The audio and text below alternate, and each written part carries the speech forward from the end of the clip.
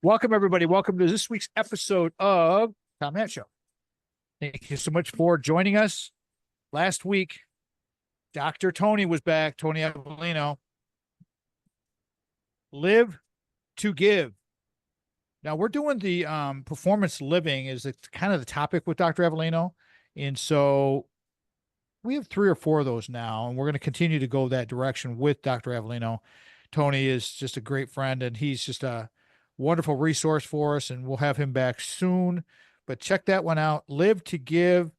I have more input on a book that he recommended that I'm about 60 pages into right now, and we'll talk about that next time I have him in. And that will be cool. All right, today Sky Bergman's back. It's been a while since Sky has been with us.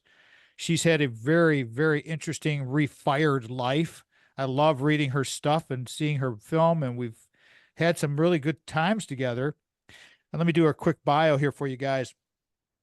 Professor Sky Bergman, Professor Emeritus, Photography and Video at Cal Poly, San Luis Obispo, beautiful spot, is in her 3rd act, which I say the ReFirement Zone queen. Here we go. It's all part of it. If you don't have side action going on when you're getting close, if you're getting in your late 40s, maybe early 50s, you want to just start to take these patterns that we've been sharing with you for years now and follow the steps that we're doing for you. Sky's artwork is in prestigious museums. It's beautiful. Her commercial work has appeared in renowned magazines like the Smithsonian. Wow, that's pretty sweet. Sky's passion is creating films and projects that inspire intergenerational connections, and that's how we met. I don't even remember how. It was so long ago now. Emphasizing the power of shared stories, which we will talk about in this episode for sure. Following her successful PBS documentary, congratulations on that, Sky, Lives Well Lived, which was an awesome film. We got to go to a premiere in Holland years ago. Her book, Lives Well Lived, Generations, distills wisdom from the film. Adds some more. There's a lot of people. There's 42 professionals. I hope I counted that correctly. 42 professionals in addition to the stars of the film. And so it kind of gives us the lead into the film. And so without much further ado, I want to bring back into our programming my friend Sky Bergman. Sky, welcome back. Oh, thank you for having me, Tom. It's always a pleasure to be on your show. Thank you. Thank you. I love promoting good people and good things. And you are just a wonderful person who's done some great things in your life. You look fantastic. Catch everybody up. We have a lot of new listeners. The podcast has grown tremendously. The radio show has grown tremendously. Please go ahead, catch everybody up and do how we do this, the This Is Your Life section of where we're going to go with this. Okay, go right ahead, please. Absolutely. Well, I will talk about how we first met and the Lives Well Lived film, how that came to be, because everything else has sprung from that. So I was looking at approaching 50, and I'm 58 now, and I think this was about 12 years ago, and I was in my mid 40s, and I think that half century mark, especially for women, is really, it's, monumental in many ways.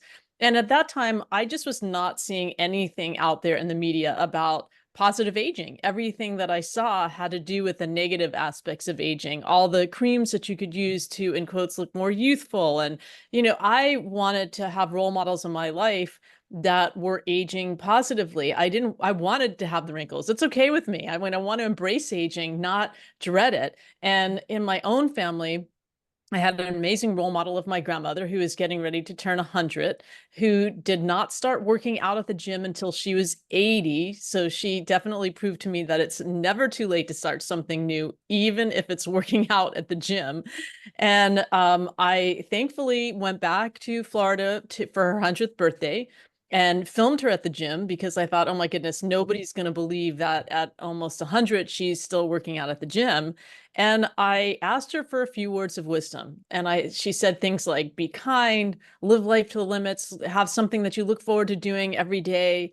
And I came back from that trip and I realized I want to find other people out there like my grandmother who are living life to the limits, who can be my role models. Because let's face it, the one thing we have in common is that each of us ages every day. So we should learn to embrace it rather than dreading it. And so I set on a quest where I spent 4 years interviewing 40 people who were 75 plus in age with a collective life experience of 3,000 years, and put together this film, Lives Well Lived, which is made its way to PBS. They just renewed my contract for another 4 years. It's on Amazon and iTunes, and go grandma, because she was the reason that I started this whole quest. So that kind of sets a stage for the work that I'm doing. And as you mentioned, now I've done a book called Lives Well Lived Generations. And the thrust of the book really, it came about because I had so many people that were asking me, well, what did you learn from interviewing all these people? And so the first half of the book really talks about my adventure in making the film, because I've never made a film before. So I like to say, if I can do it, you can do it too. It's just about following your passion and that thread of curiosity. And the second half of the book, as you alluded to, I interviewed 42 people who are doing amazing work around the globe, connecting generations, whether it's through a symphony or housing or climate change, all really interesting ways that we can connect generations. Because my belief after working on the film in particular is that we live in such an age segregated world, and the more that we can do to bring generations together, the better off our world will be. So well put. I mean, I walk this walk pretty much every day at the Yeah. university. Now that I'm refired from the university and now I'm going back, but I'm still out there every day training. And the whole thing about having those connections, Sky, with my student friends has been just an amazing opportunity. And I'm so grateful to just everything in my life that's come out of that with the student, being a non-traditional student and all this. You get it because you were in higher ed longer than I was in higher ed. And so we never really leave higher ed. I mean, once you have that thing in your soul about continuing learning and you know, continuing to grow, even if it's getting another degree, whatever, lifelong learning is massively important for our longevity.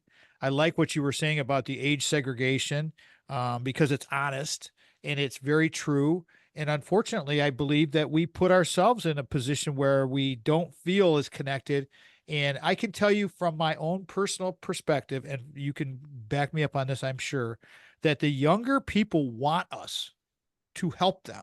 They want us to be involved with their lives. Don't be afraid to get out there and talk to these young people.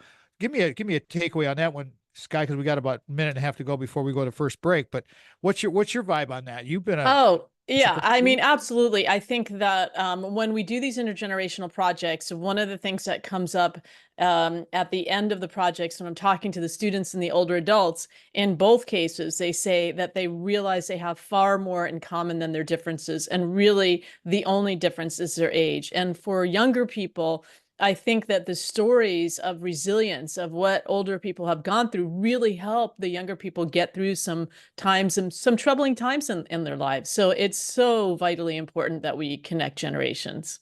For sure, for sure. I'll carry this through to break here, everybody. Let me reset this. Sky Bergman's back with us, Professor Sky Bergman, Emeritus, Professor of Photography of Video at Cal Poly, San Luis Obispo. Sky and I met many years ago when her film and her project was coming together. And there's people that she has noted in her book, the Lives Well Lived Generations book that we're speaking about today. There are people that I've interviewed on that list of professionals that she's had, and I want to talk specifically about that and other things like making the connections, like what COVID did to our students and our young people, what is going on, and how we as growing older adults, as ReFirement Zone dwellers, as I like to say all the time, we have to get away from the I'm getting old mentality, just like your grandma did 100 years in the gym, starting at 80. Double thumbs up on that one. I mean, it's so important to embrace this stuff. Be limitless, be kind, as your grandma said. It's never too late. And if you're gonna, it's all about growing older, not getting older. It's a perception in your mind, and you have to pick up on these things. It's never, ever too late. We're gonna probably say that. I'll probably say that several times throughout this episode today. Again, resetting. Sky Bergman's here, connecting generations, live, well lived generations. The book. This is the Tom Matt Show.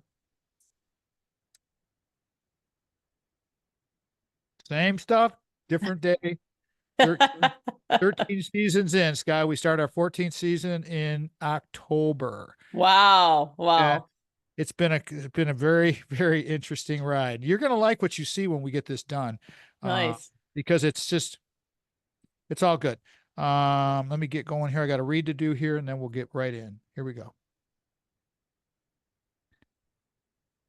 Hey, everybody, welcome back to the Tom Matt Show. Thank you so much for joining us. However, you're picking up the radio program on the syndication or on the podcast or however you do it, I appreciate that so very much. Without our sponsors, we can't do this, and it's taken us a long time to get to this point. I was just telling my guest today, Sky Bergman, that we are firmly into our 13th season. This will start our 14th season in October of this coming year, 2024. And so, without our sponsors, who I'm so grateful to and for, we cannot do this. Please support our sponsors. First today, segment 2, always first out of the chute, first to ever sponsor me, Craig Stiles, Ameriprise Financial, unbelievable guy. And just again, full disclosure, I have all of our ReFirement Zone savings, Sandy's, mine, it all blended together, of course, with Craig. So I don't have to manage any of that kind of stuff, and I don't have to worry about it. Matter of fact, I made a call yesterday. I need to get a little bit of money because I got to do a thing at the house, and that's what it's for. And that's why you have people managing these things for you with the right financial advisor. Life can be brilliant. Beism. Call Craig 1-800-528-1355. Local number 517-483-4893. His email, craig.stiles@ampf.com, AMPF, Ameriprise Financial.com. Offices are located at 2651 Coolidge Road, Suite 103, East Lansing, Michigan, the new office, 48823. Stations that have carried us in the past still carry us now. Of course, the Michigan Talk Network is our syndication. Thanks to Steve and Ivy Gruber for having faith in us many years ago to do this. And we're still on the Michigan Talk Network. WGHN 92.1 in Grand Haven was the first station to ever carry us on broadcast radio. Thanks to Will Team and Wendy Hart. WGIM 1240 AM is the big stick, the flagship of the Michigan Talk Network. WJRW 1340 in Grand Rapids, WKLQ 1490 Muskegon, WYPV FM 94.5 in Mackinac City, and of course our PBS affiliate at Michigan State University, WKAR AM 870, and simulcast at 102.3 FM Sundays at 5 o'clock. Again, thank you to Craig Stiles for being our sponsor of segment 2, where he created Decideri Analytics, where we are making light of weighted decisions. He helps our students. He helped a student that I sent over to him. She did her senior cognate. Anya Gerstenberg did her senior cognate and 4-pointed that thing on an analysis of Decideri Analytics. And so as a computer science student who just graduated, kind of cool. And Craig was really cool about all that. So, and remember, we do have 4 books on that thing called Amazon. So please check it out. Okay. Sky Bergman's here with us, Professor Emeritus of Photography and Video at Cal Poly. We've been friends a long, long time. And her work is amazing.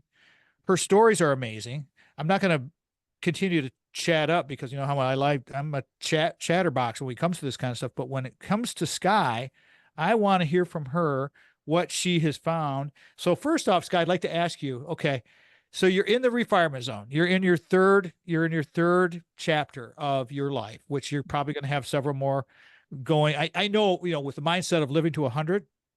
So what really pushed you, what possessed you to do the book? I mean, typically people do a book and then they do the film. You did it the other way. You did it the film, which is probably a heck of a lot more work than the book.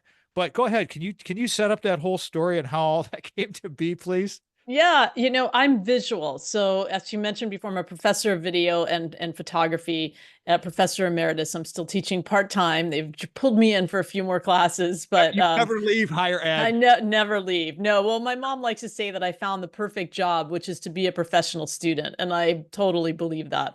But for the book, I think that the film was actually easier for me in some ways. I didn't know I was going to make a film when I started this project. It was such a personal project. And I always tell my students, the more personal the project, the more universal it becomes. And for me, that was certainly the case. It was such a personal exploration, really, of looking at aging. And it touched a nerve. It really resonated with a lot of people. And I think as the film was out there for a long time and then getting on PBS, and I was getting all these very heartfelt emails from people and conversations with people saying, you know, you really should write a book. And I'm dyslexic. So for me, writing is really a challenge. And so I put it off as long as I could. But then I thought, no, I really need to do this. Sometimes what you resist persists.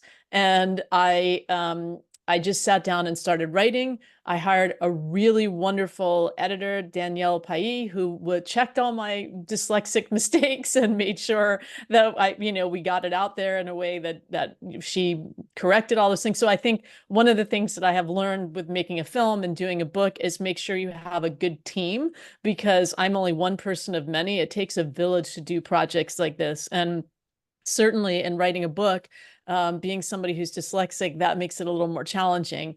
But I also, it just felt like the right thing to do at the right moment. And I think that especially that second half of the book, I'm so heavily involved in wanting to connect generations that it was really a continuation kind of what I had done with Lives Well Lived, because I took the time to, it was during the pandemic, a lot of the time that I was doing these interviews for the book.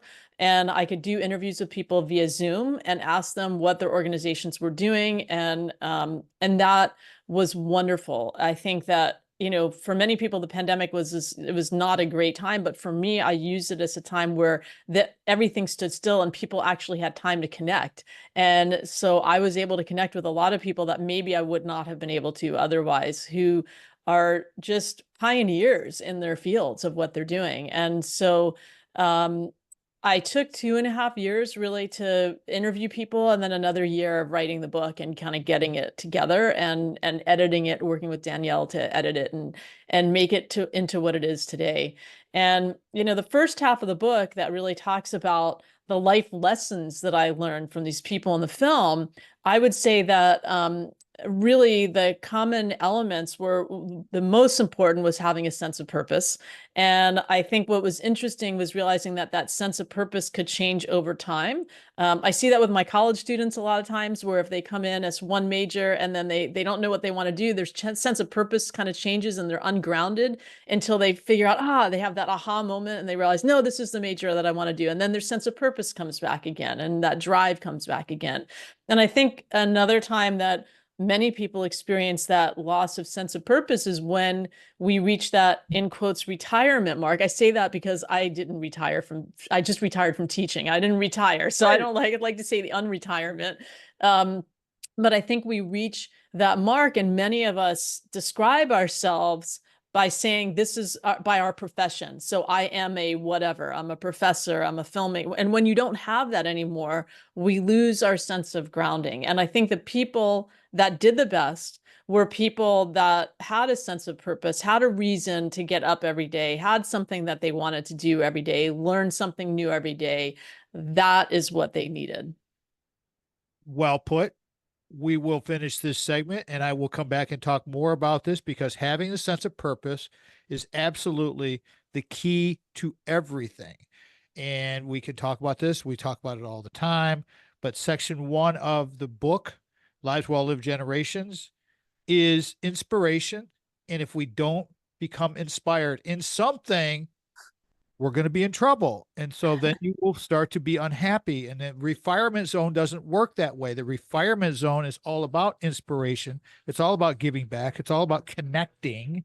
Again, Sky Bergman's here, connecting generations, lives well lived generations. This is the Tom Match. Boom. Rocking it. Easy. Here we go.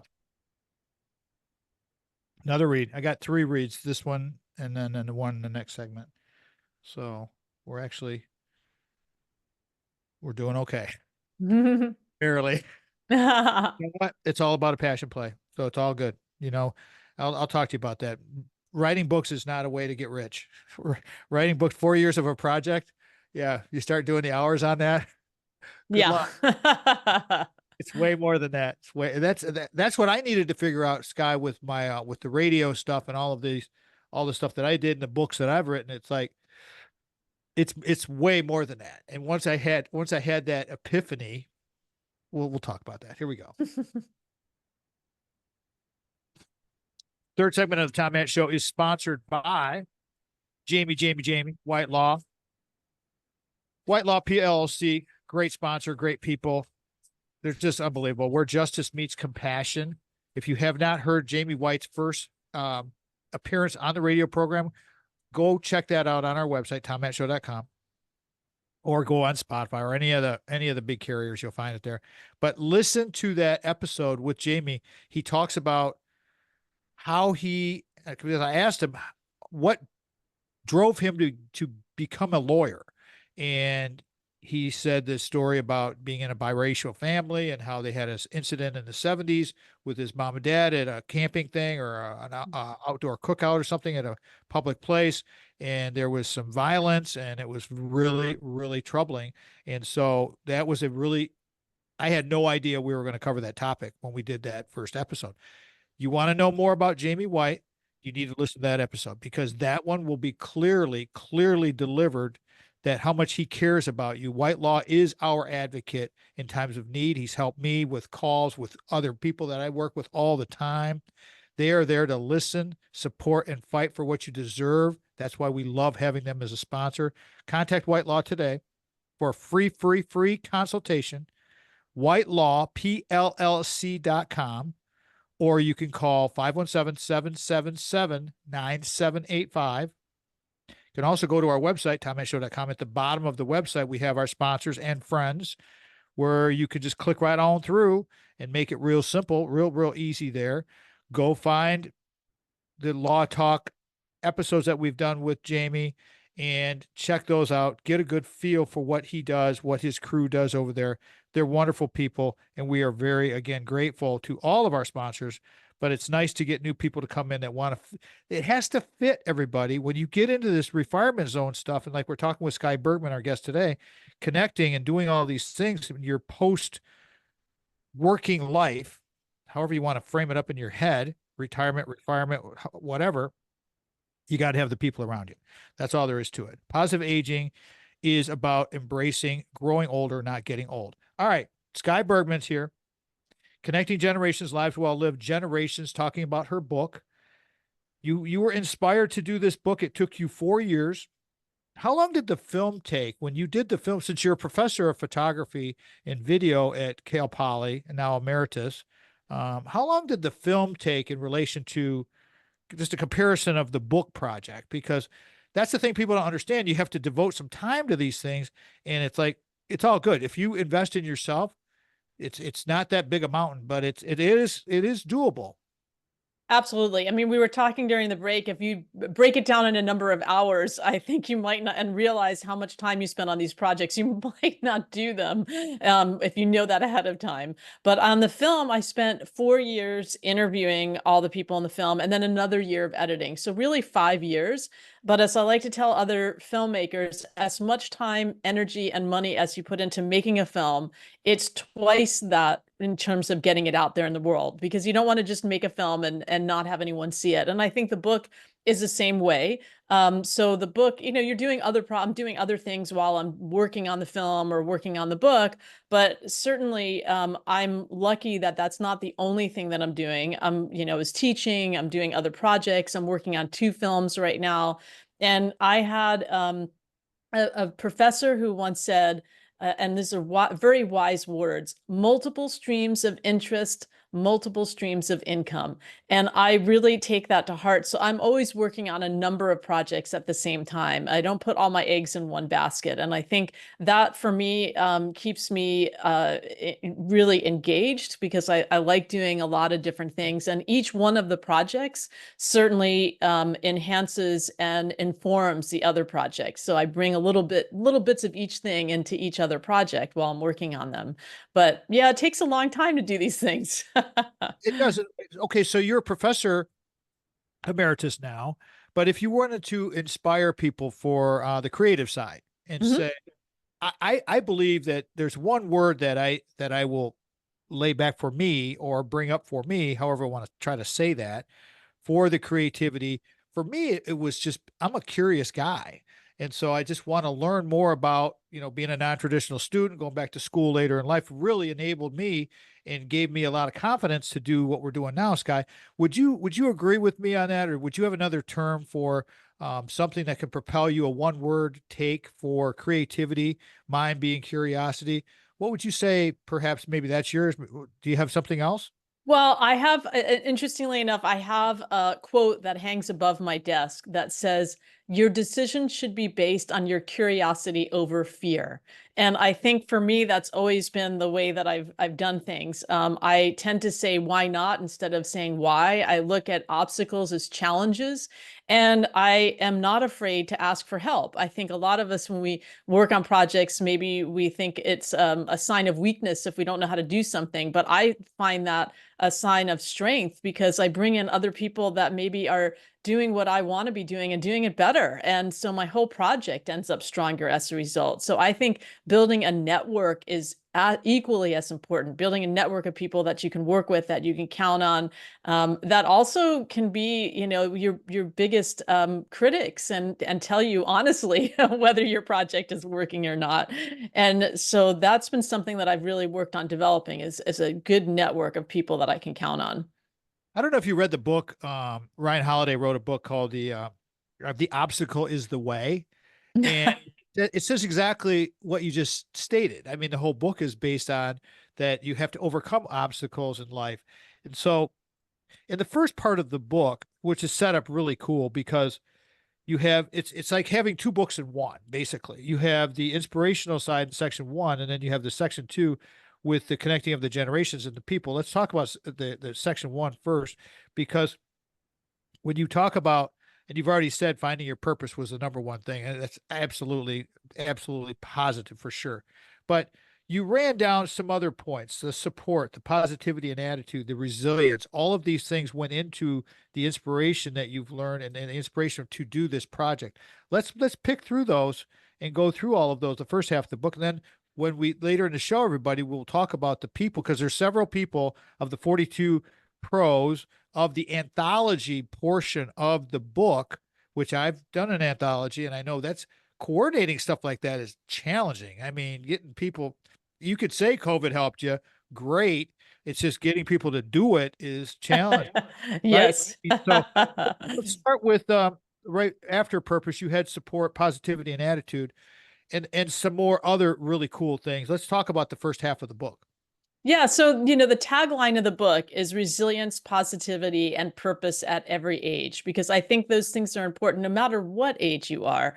And we talked about having that sense of purpose. I think the other thing that was equally important was having a sense of community. So feeling like you're part of something. And of course, there's studies now that are coming out that actually the loneliness epidemic, that if you're isolated, it's actually far worse for our health than smoking cigarettes. I mean, let that sink in for a minute. That's pretty amazing that if we're lonely and isolated, it is far worse for our health than smoking a cigarette. That's incredible. And so I think that COVID certainly highlighted that. I see that in my own students at the university, that there is an epidemic of loneliness and social isolation. And so whatever we can do to bring people together, to foster those connections.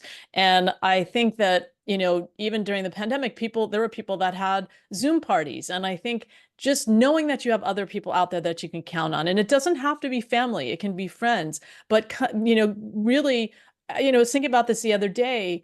Friendships take some work, and you have to put a little bit of effort into cultivating friendships, and they don't just come. So I think, actively engaging in developing your network of people that you can call your friends and your community. I think that's really important. I love that whole line of thinking right there, that friendships take work. This is something that I've learned, and Sandy and I have been going through since we've been refired now she's been refired for about 3 years. I've been about almost two now.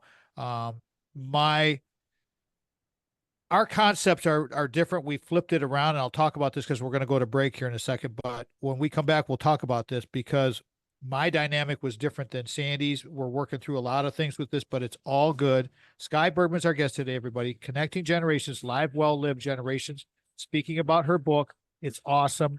We will talk about all of these factors that go into helping you grow older with grace. You're listening to the Tom Mann Show. So fun to talk about this stuff. I mean, it's just like I learn when I do these things. I'm grateful for my guests and the opportunity to do this. I sometimes I think about this guy because it took me about 5 or 6 years before I finally realized that it's not about, the monetization of all of this stuff. It's more about the intrinsic values that we derive from things. And so once that got through my thick head, camera here, it's like once it gets through to me, it's like, listen, Yeah, the intrinsic value that you have out there is so strong, you can't put a dollar figure on it. All right, absolutely not. Yeah. you cannot. Here we go. Doing great, Sky. Here we go. I am so fortunate to have some of the best sponsors around. The fourth segment of the Tom Mann Show is sponsored by Brock Fletcher, Mike Deadman. Mike Deadman called me the other day. He was our buyer's agent when we bought Little House Lansing. And of course, you guys know the story of Brock and the trust and everything that we've done together and been with us for years now with supporting our show. Next to Craig, he's our second longest sponsor. But he helped us sell Big House Holt. And Mike Deadman, who works with Brock on their team at the selling team of Keller Williams Realty, he was the guy, and he reached out to me. And after I talked to him for a few minutes, and it's been a minute since I've talked to Mikey Deadman, I said, Mike, what do I deserve the honor of a call from you? And he said, Tom, I just hadn't talked to you in a while. I just want to talk to you. And what Sky was just talking about, friendships take work. We'll get back into that in a second here because it really does. It resonates and it really makes a massive difference. And I appreciated him calling me. If you want to get a hold of some people you can trust as far as the real estate game, give Brock a call. I got two numbers coming at you here, you guys. Make this phone call. 517-853-6408 is the main number to the office. Or you can call Brock's cell phone. You can text him. You can leave him a voicemail. 517-303-3262. 517-303-3262, or go online to kwsellingteam.com. He helped us sell our home without hassles. He's the man. He invests thousands of dollars in marketing way, way before he ever gets your listing. And if you have a young person, or if you're in the transition, if you're going into the ReFirement Zone, like Sky and I are doing, with all of these things, Sky Bergman, our guest today, she's in her third phase of things. If you're getting into that phase as well, Brock is actively looking for people to train up. He works a lot with the students at Michigan State because he's a huge Spartan fan, but it's also open to anyone who would like to get some good training. Keller Williams has a tremendous, tremendous reputation across the country.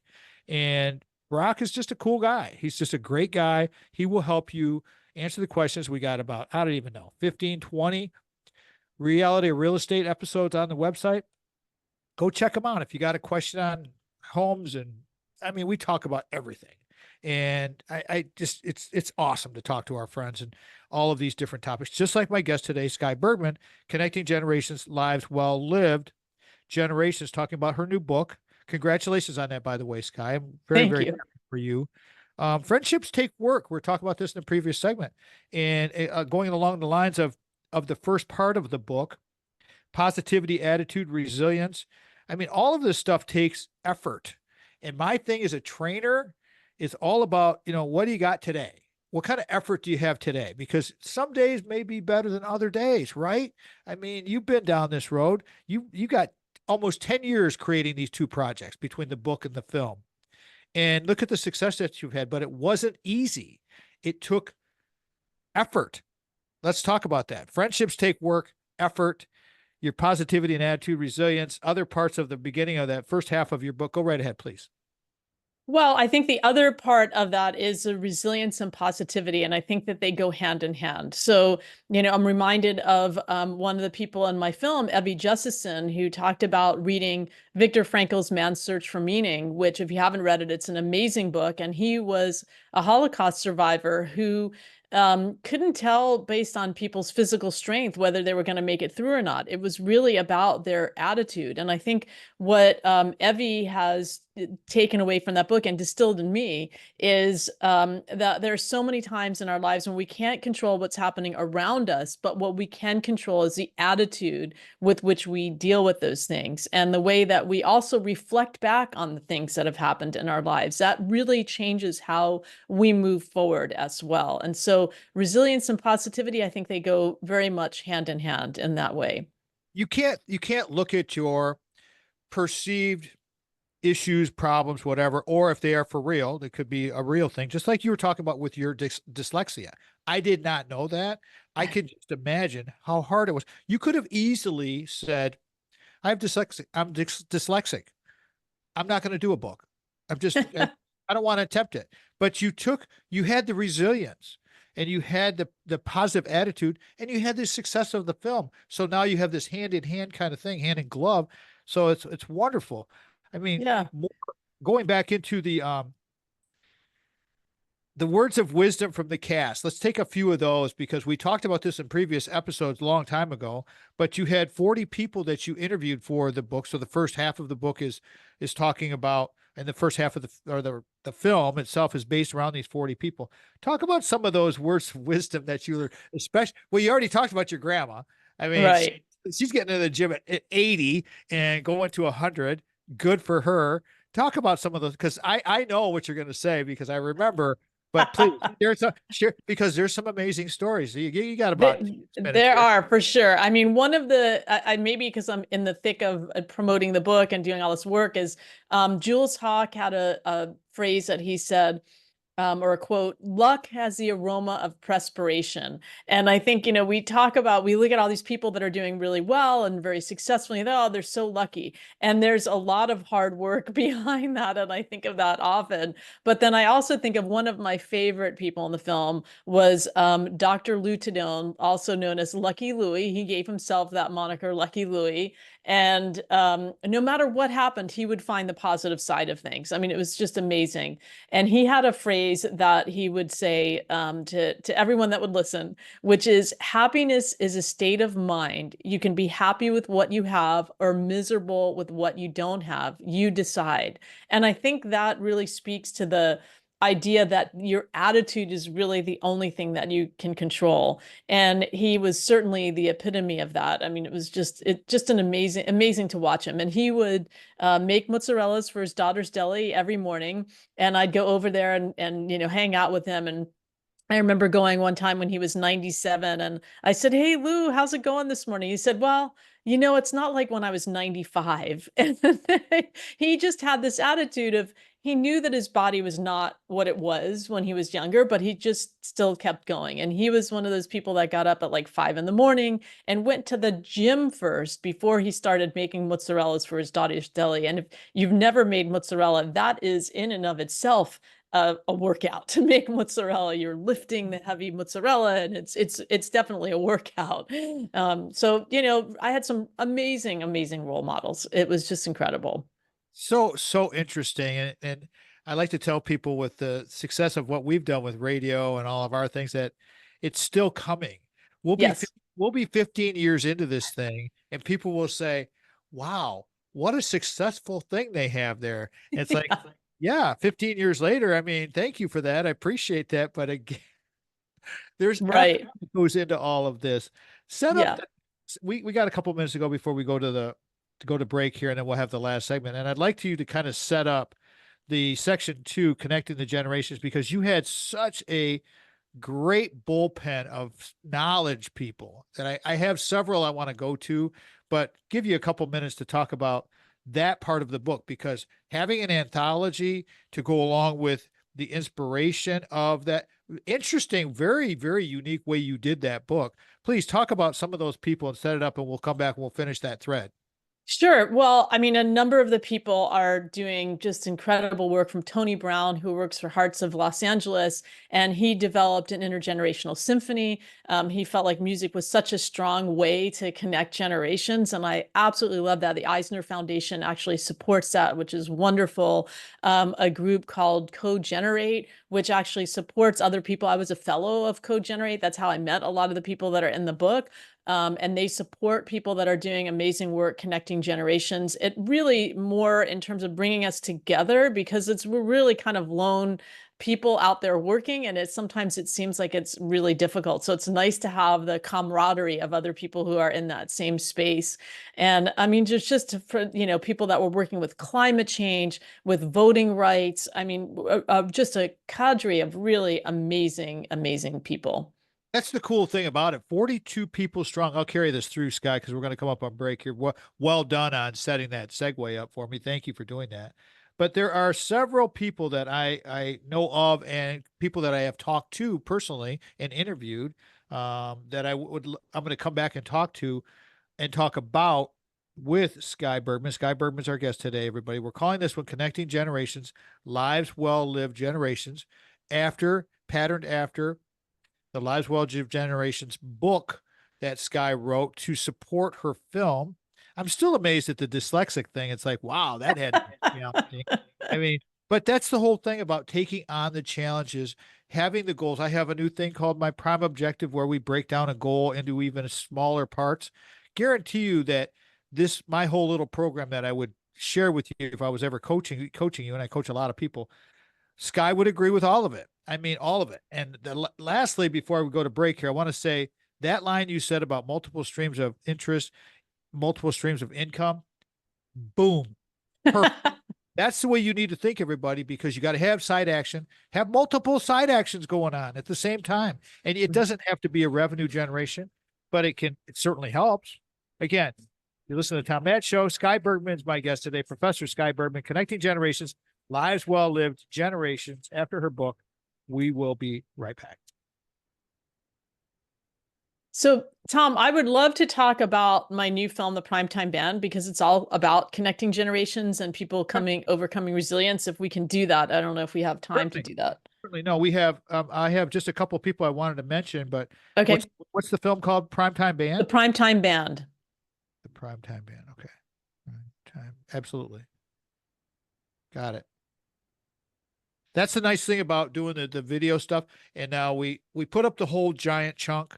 And then I have a virtual assistant who helps me, who's amazing. She's in the Philippines, and she does my excerpts for me now. I trained her up on all of that kind of stuff. I actually you would be proud of me, because when I refired from the university, I took a year.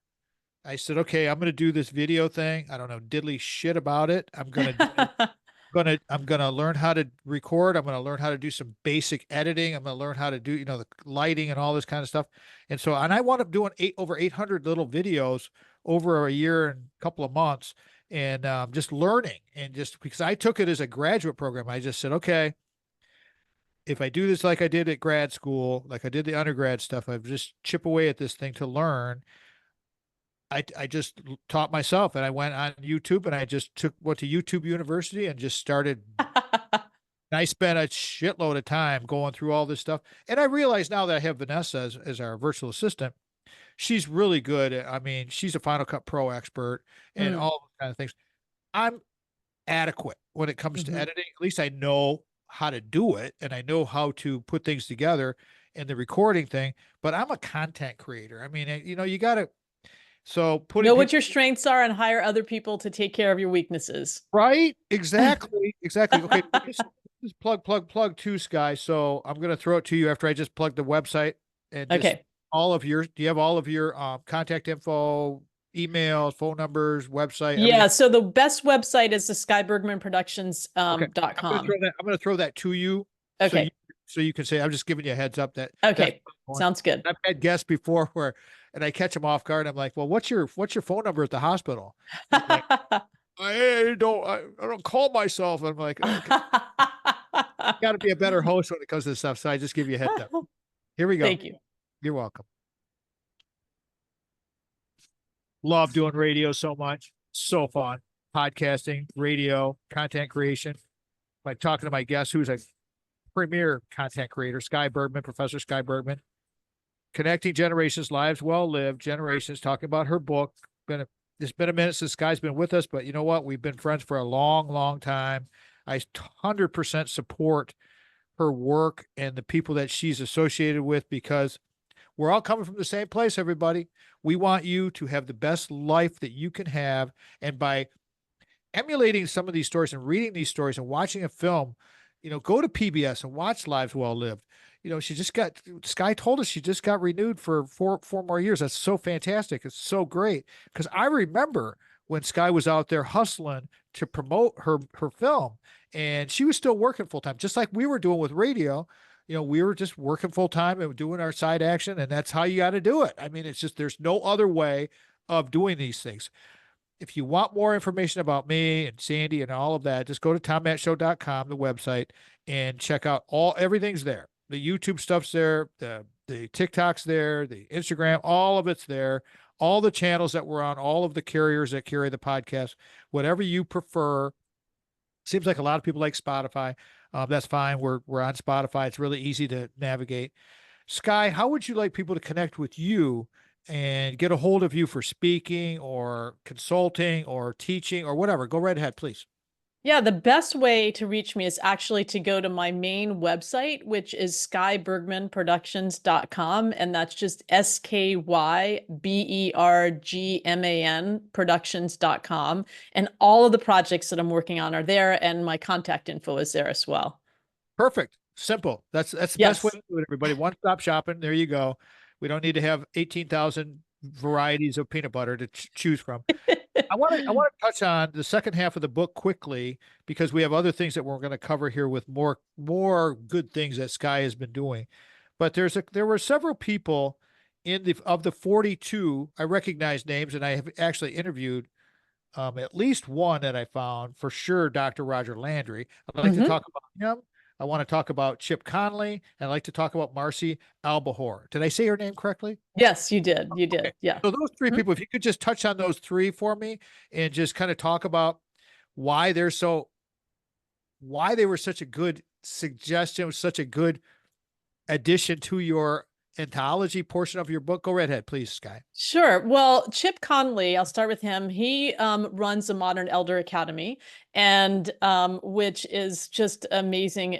If you haven't checked it out, it's just an amazing place to check out. But he started kind of in this space because he was hired by Airbnb to work, and he was one of the oldest people there. And I think that, he really helped create and form an intergenerational workplace, and was really teaching the value of having different ages working together to really come up with interesting ways of making something happen. And what's interesting about Airbnb is that, and I might get these percentages a little bit off, but like, let's say 80% of the people are over 50 that use Airbnb, but only 20% of the people that were working at Airbnb were over 50. And so there's a disconnect in terms of how those companies were working. And he was really starting that. That was really the primary reason that I interviewed him for the book. But then, of course, Modern Elder Academy is just amazing. And if you haven't, like I said, it's worth checking out. Marcy Albahor is part of what used to be called Encore.org, and now it's CoGenerate. And as I mentioned before, they are all about really helping other organizations that are doing just interesting work, connecting generations, bringing those people together. They do a lot of webinars. They do a lot of fostering and helping and mentoring to make more intergenerational connections happen. And they actually have an intergenerational kind of CEO, the shared CEO between Eunice Lynn and Mark Friedman, who Mark was the original founder of that company. And so they have a very interesting model. And Dr. Roger Landry wrote the book. I met him because he wrote the book Live Long, Die Short, which I love that title. And I love the premise of it, which is all about really living life to the limits. And then hopefully you die quickly and know that you're not lingering, that you really fully engaged in life until the end of life. And he also has a organization called My Masterpiece Living, and they were going into assisted living facilities and really helping to foster intergenerational connections and bringing young people into those facilities. And so I think that, really some interesting work being done in that space. And that's just a few of the people that were That's, interviewed. There's so many that's more. there's so many good stories and so many different takes on how we can do these things. You will find something that you will like. And so, and it makes the film, it's a nice compliment to the film because the film is very inspiring. But then when you can get with these organizations or these people and you can follow how they're refiring, because guarantee you they all are, because anybody like a Roger Landry, guarantee I got to get a hold of him, by the way. It's been a while since I've talked to him as well. COVID did a Right. lot of crazy things. And so you have another project, Primetime Band film coming. And I would love to hear more about that. So what is that all about? Yeah, well, so the Primetime Band came about, I like to follow these threads that come along. And the Primetime Band came about because I was introduced to somebody who happened to be the conductor of the Primetime Band. It's a group down in Santa Barbara, California, made up of about 75 people that are primarily in their 60s, 70s, 80s, and 90s, although they take people as young as 40, most of whom used to play instruments earlier in life and then put their instruments away when they were doing their, in quotes, day job, and now have come back to music later in life. And I am a band geek. I used to, disclosure here, I used to play flute, clarinet, and bassoon in high school and junior high school. And so I love this idea of people coming back to music. And when we talk about, the pillars really of what I learned from Lives Well Lived, which is resilience, community, and sense of purpose, all of those things show up in the band, because you have the resilience of people that there's one woman who can't hold a flute up horizontally. So she got a headstock that is kind of down like this, and she can hold it vertically now. So she can still play. Or another person who's got Parkinson's, who's playing the trombone and still shows up every Tuesday and maybe plays every other note, but it's still part of it. And it's just amazing, that resilience that people have to be part of this band. And then I think that community that's formed by people gathering every Tuesday, they come together. When you play music and you're playing in a group, you're coming together for something bigger than yourself. And so that wonderfulness about forming that community. And if somebody is out sick, they're sending them cards, and you feel like you're part of something. I think that's so important. And then the last part of the sense of purpose,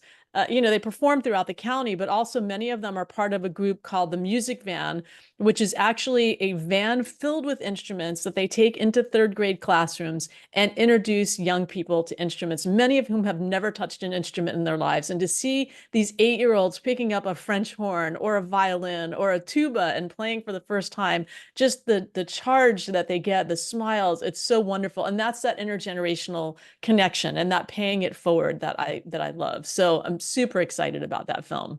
What's the anticipated release? When do you think this will be done? Yeah, well, I'm hoping that it's going to premiere at the Santa Barbara International Film Festival in February of 2025, and then hopefully it'll be on PBS sometime in the next year after that. We'll see how that goes, but that's my hope for it. Nice to have connections with one film with PBS, that's for sure. I have a quote that I found in your book that I want to ask you about, and then I'll get your takeaway, and we'll wrap this thing. This journey changed me. Talk about that. Yes. Well, I think that, one of the things that I love to say is that in doing the film, I feel like my grandmother left me the greatest legacy with this, which is 40 new grandparents. And you can't help but be touched and forever changed by listening to the words of wisdom from all these people, incredible people that I was able to interview. And I think the second half of the book, hearing all these amazing stories, because all the people that I interviewed that are doing this incredible work connecting generations, I asked them what got them into this. And inevitably, it was something that connected them to wanting to do this intergenerational work. And hearing those stories was just so poignant for me. And then hearing what all these organizations do and how that has affected what the outcome is for different generations.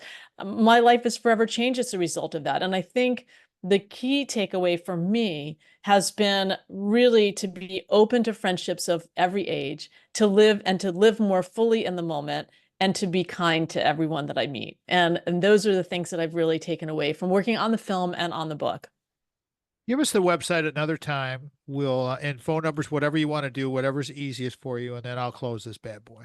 Yeah, you bet. So the website that's the easiest, so you can see all the work that I'm doing, is skybergmanproductions.com, and that's SKYBERGMAN productions.com. You'll find my book, how to get to it on Amazon. You'll find the film, which is available on PBS, Amazon, iTunes, Canopy. You'll find my primetime band film. You'll find another film that I'm working on called Mochizuki, and the last film that I did a number of years ago called Forever Voters. All of them are on that website. Talk about refiring. Lady on the cusp of 60. She is looking good, doing a lot, and staying very busy. And remember what Sky said during this episode, everybody. Loneliness is, and I wrote in, death. Loneliness is something that we cannot allow to happen. So it takes effort. Friendships take work, as Sky said. If our show fits your business or group's mission, we want to be of service to you, as I say every week. Please contact us up via the website, tommattshow.com. Always remember, before you can share love with others, you must love yourself first. Again, thank you to Sky Bergman and all of her great work. She's helping so many people out there. Sky, thank you so much. Oh, my pleasure. Thank you for having me. My pleasure. My pleasure. Sandy, Matt, Craig Stiles, Brock Fletcher, Jamie White. We will talk to everybody next weekend. Have a great week, everybody. Go out and ignite your life. Remember that the Tom Matt Show is a production of Boomers Rock Media. And lastly, I'd like to say thank you to our production staff, Vanessa and Mitch Anderson. You two are the bomb. You've been listening to the Tom Matt Show. We're out. Sky Bergman is amazing. She is refired. She is doing so many great things, and she will continue to do great things on the cusp of being 60. The stories that she has, the people that she's connected with. Get the book, Lives Well Lived Generations. It's brand new, and it will enlighten you, because the 42 people that she has in that anthology section of the book, it's really an interesting way that she did the book. I mean, I'm very happy for her. And she's just her attitude is exactly how she is. She is so awesome. And with that, I will leave you. And as I just said to Sky in our recording session, they call me Papa Tom. Started with my grandkids. Peace out, everybody. Have a great day. Love y'all. Thank you so much for what you do, subscribing, following us, and doing all those good things. Get that book, watch the film, and refire, because it's all about your choice. You either choose to retire or you choose to refire. And believe me, you will refire more times than you know in your life, because people change, things happen, jobs change. That's that. Until next time, peace out. We're out.